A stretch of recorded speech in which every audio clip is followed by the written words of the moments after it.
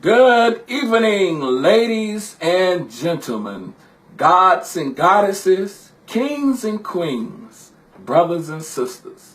This is your minister and activist, Chris Pinson, leader of Black Unity Nation, leader of Black Lives Matter-GADSDEN, CEO and publisher of the Sure Truth newspaper, and CEO of brand Nubian Skincare. So what do you know? Donald Trump, or should I say Chump, has won the White House. It wasn't a shock to me because I said 8 years ago that when President Barack Obama became president, that white people as a whole would do everything they could to make sure that didn't happen again. Because white people, not all, but certainly most, have a deep fear in them that our black children will one day rise up and become what God intended for us to become. And that is the rulers of this earth once again. So white supremacy and white privilege is always at play to try to stop the black man and the black woman. The white man is always putting up roadblocks, false negative images to always to stop the vision of us to see who and what we really are. And we are the real children and the people of God. Now, I had a talk over this past week and today. I went, of course, around here where I live in Etowah County. I went to different counties in the state of Alabama. I went to Mississippi. I went to Tennessee. And I went into the panhandle of Florida to talk to white people.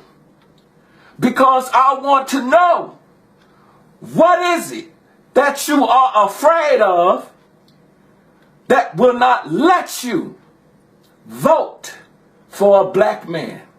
What is it about you that will not let you teach that Jesus, whose real name was Yahshua, was a black man? What is it about you that will not tell the truth that the black man and the black woman is the original man, is the original woman? What is it about you that will not say that the children of Israel, the real Israelites, are the black man and the black woman in America? Why will you not reveal these truths? And I love dialogue because I am a publisher. I am a writer.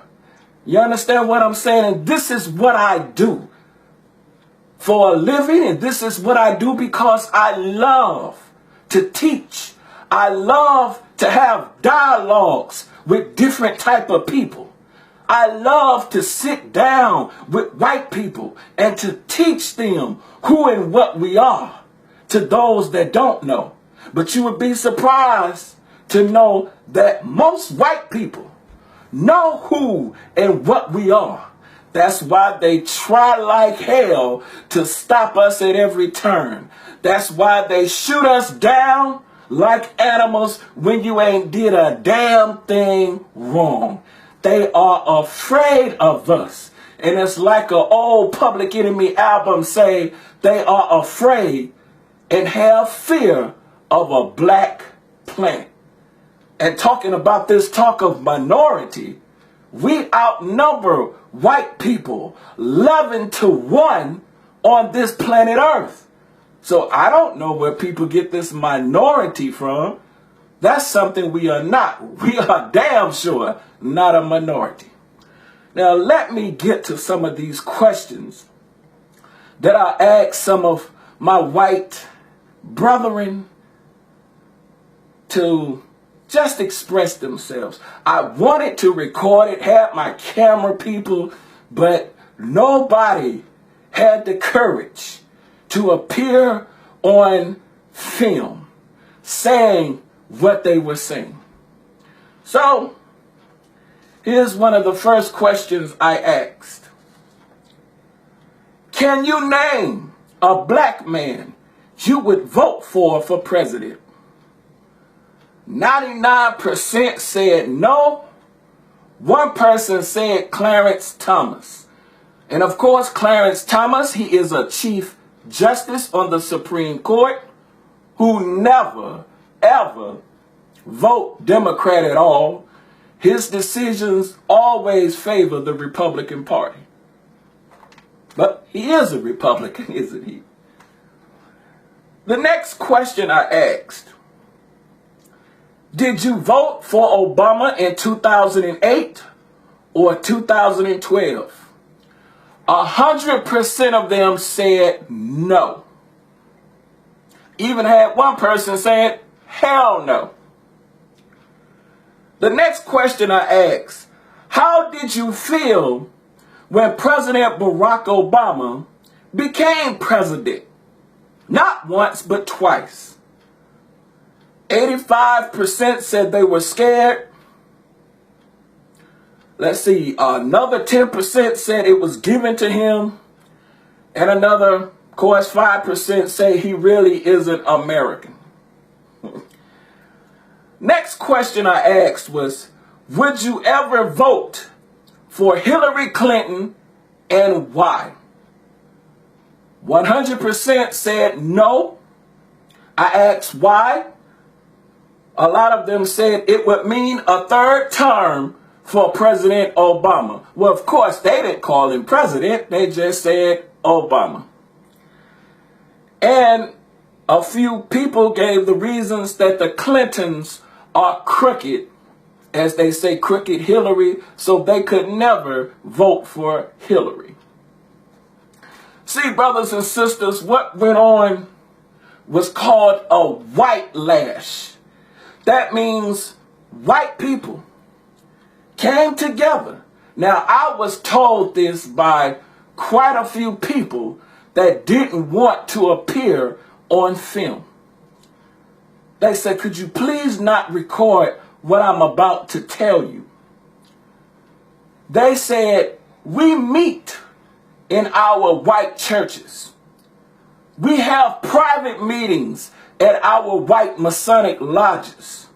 We have private meetings in our private country clubs to talk about trends that's going on in America, to talk about how white people are suffering and how other people seem to be getting ahead. And he said, we meet to see how we can turn around those trends. And he said, we've been meeting for 6 years now to plan the day when Obama would leave office, to try to make sure that black people wouldn't think ever again of trying to rise up to be the president of the United States of America. See, people like to put fear in us. And you know sometimes how your own people say, voting is a waste of time. It's amazing to me during this election, you kept hearing Donald Trump say the system is rigged. The system is rigged. Even Bernie Sanders, when he was running in the primary, would say the system is rigged. But you may tell you what Donald Trump was continually doing while saying the system is rigged. He was continuing his ground game. He was continuing telling the people, even though the system is rigged, I need your vote, white America, because we want to make America great again. or interpretation, make America white again. See, white people organize in private. They may come to you as a show in public. And I'm going to tell you something else another pastor said to me. He said it was a mission to go after the black pastors. Because he said the black pastors have no backbone.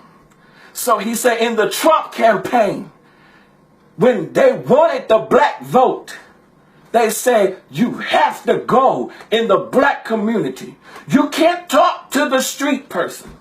You can't talk to the young person because they may not want to hear you. But you have to go to the black pastor that won't nearness to us as white people. This is something I already know because I grew up around white people all my life. And I know how a lot of them operate. But see, sometimes black people use tricks on us. They try to make us feel we don't count in America. They try to make us feel our vote won't matter in America. But in Michigan, my little brother, Joel Jones, became the youngest state representative at the age of 21. And before that, he became the youngest city councilman in Inkster, Michigan at the age of 20. See, this is what they don't want. They don't want our young people to stand up and get a backbone and to stand up and fight for what is ours. You have a right for education. You have a right to succeed. But it's your fault if you let white people or the system punk you. You can't be no punk and afraid to fight this system in the correct way. People suffered and died for the vote.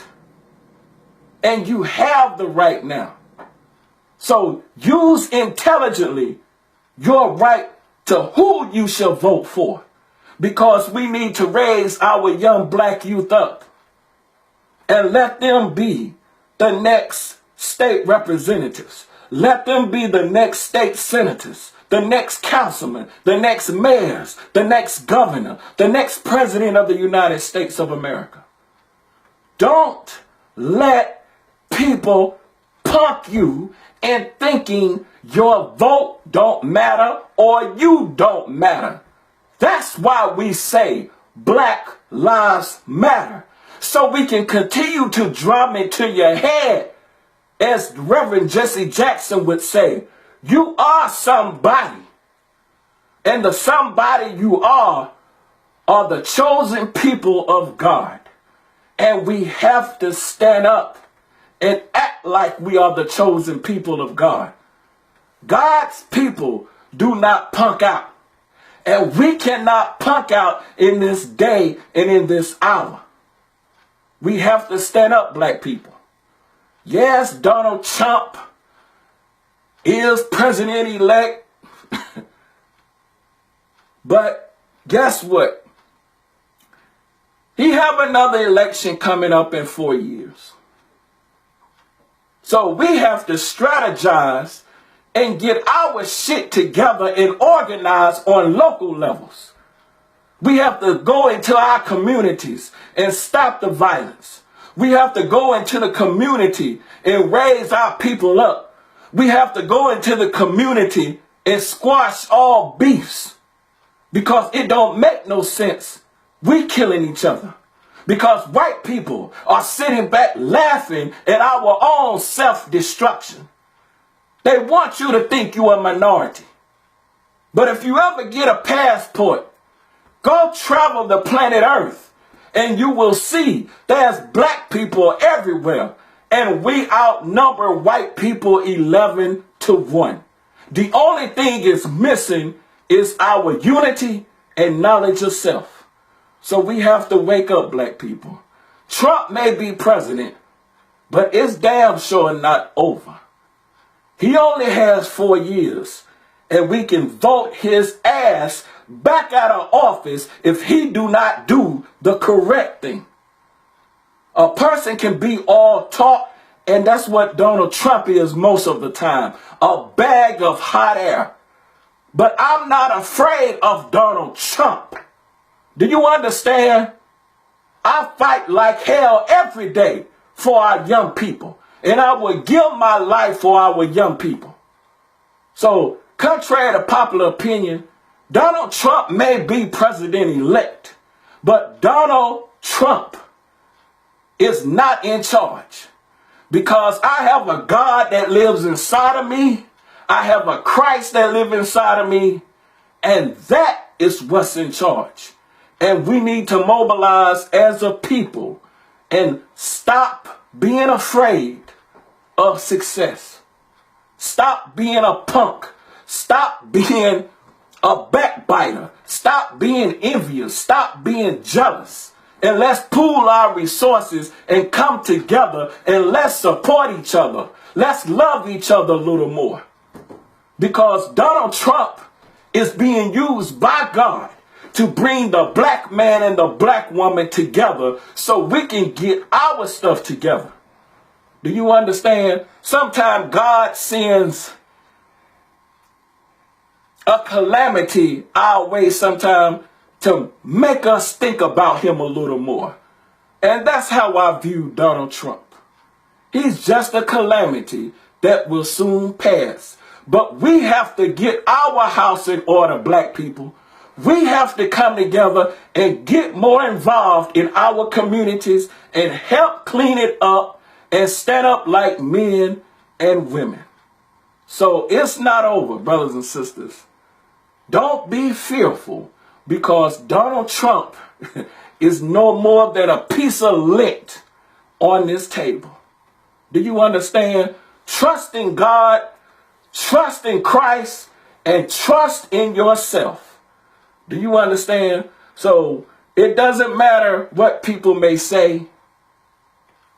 It only matters what you say and what you think. White people want our children to think less of themselves. We can't let that happen. So don't be rocked to sleep because a white person want to befriend you.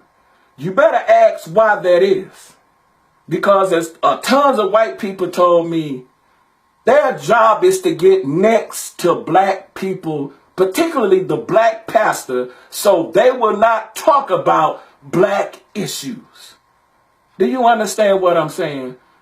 White people didn't like President Obama from day one. They promised to obstruct him and not help him do anything. See, that's hatred. And if a man won't treat you right, he damn sure won't love you right. I am your minister and I am your activist, Chris Pinson. I like to leave you with peace and love.